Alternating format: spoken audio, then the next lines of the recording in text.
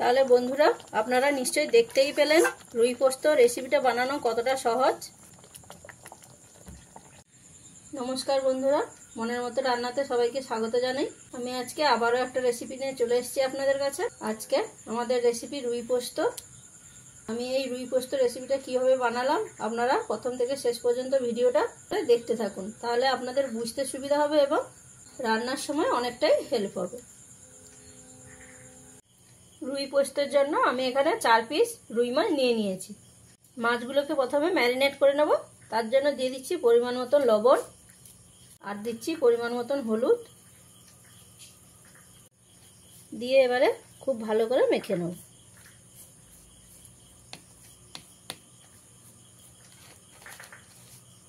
মাছগুলোকে খুব ভালো করে ম্যারিনেট করে নিয়েছি। এবারে আমি 10 থেকে 15 মিনিট মাছগুলো আমি রেস্টে রেখে দেবো।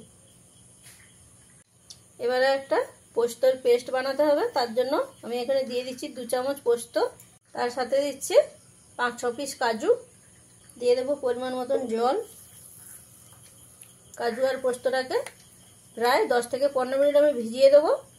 আর এখানে কাজুটা দিলে পোস্তটা যখন পেস্ট করবেন তখন পোস্তটা খুব ভালোভাবে মিহি হয়ে পেস্ট হবে। এবারে মাছগুলোকে ভেজে নেওয়ার জন্য একটা কড়াই নিয়ে গরম করে নিয়েছি। তাতে দিয়ে দিচ্ছি সরষের তেল। তেলটাকে খুব ভালো করে গরম করে নিতে হবে। দেখুন তেলটা খুব ভালোভাবে গরম হয়ে গেছে। এবারে আমি মাছগুলো এক এক করে দিয়ে ভেজে নেব।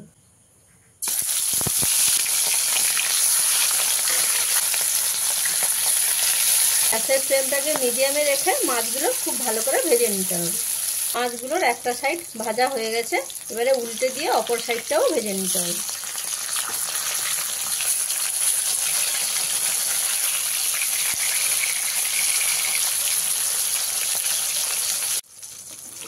মাছগুলো উল্টে পাল্টে দুটো সাইডই ভেজে নিয়েছি। মাছগুলো আমার ভাজা হয়ে গেছে, আমি এবারে নামিয়ে দিচ্ছি।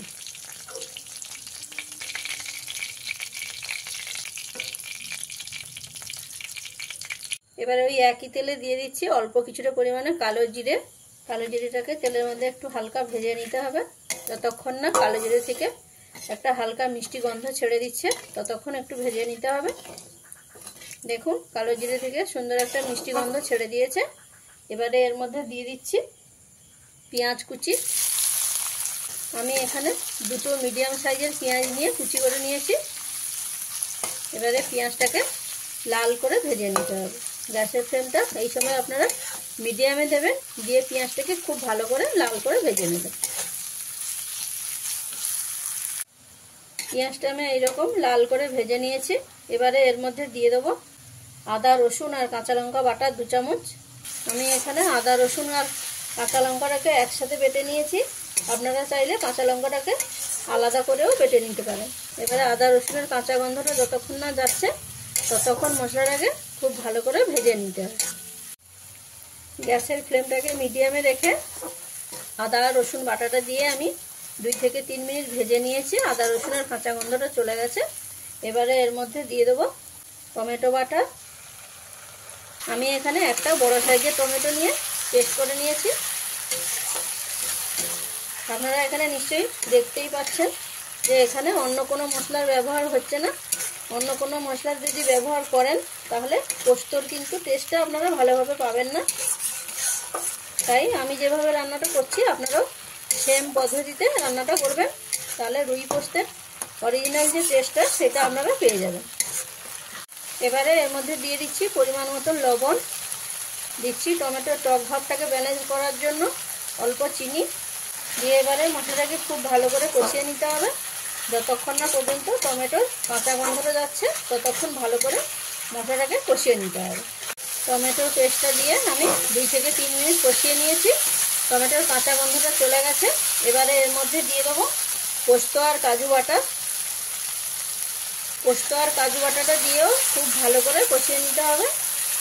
প্রায় আমি এখানে 2 থেকে 3 মিনিট আবারও ভালো করে মশলাটাকে কষিয়ে নেব। পোস্ত বাটাটা দিয়ে খুব ভালো করে কষিয়ে নিয়েছি।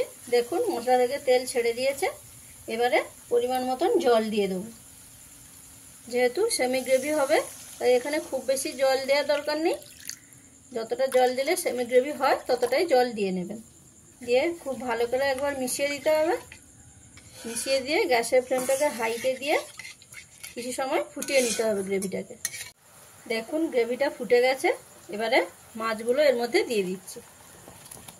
মাছগুলো দিয়ে আবারও আমি 3 থেকে 4 মিনিট ফুটিয়ে নেব। গ্যাসের ফ্লেমটা এবারে মিডিয়ামে করে দেবেন, দিয়ে 3 থেকে 4 মিনিট আপনারা ফুটিয়ে নেবেন। মাছগুলো দিয়ে আমি 3 থেকে 4 মিনিট ভালো করে ফুটিয়ে নিয়েছি। দেখুন সেমি গ্রেভি হয়ে গেছে।